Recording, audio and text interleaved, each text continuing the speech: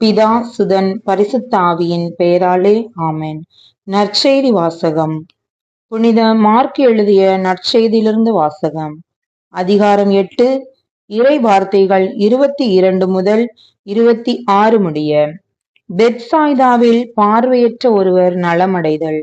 அவர்கள் பெத்சாய்தா வந்தடைந்தார்கள். அப்பொழுது சிலர் பார்வையற்ற ஒருவரை இயேசுவிடம் கொண்டு வந்து அவரை தொடும்படி வேண்டினர். அவர் பார்வையற்றவரது கையை பிடித்து ஊருக்கு வெளியே அழைத்துச் சென்றார். அவருடைய விழிகளில் உமிழ்ந்து கைகளை அவர் மேல் வைத்து, ஏதாவது தெரிகிறதா என்று கேட்டார். அவர் நிமிர்ந்து பார்த்து, மனிதரை பார்க்கிறேன், அவர்கள் மரங்களைப் போல தோன்றுகிறார்கள், ஆனால் நடக்கிறார்கள் என்று சொன்னார். இயேசு மீண்டும் தம் கைகளை அவருடைய கண்களின் மீது வைத்தார்.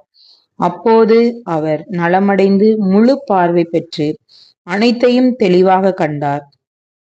இயேசு அவரிடம், ஊரில் நுழைய வேண்டாம் என்று கூறி அவருடைய வீட்டிற்கு அனுப்பிவிட்டார். இது ஆண்டவர் வழங்கும் நற்செய்தி.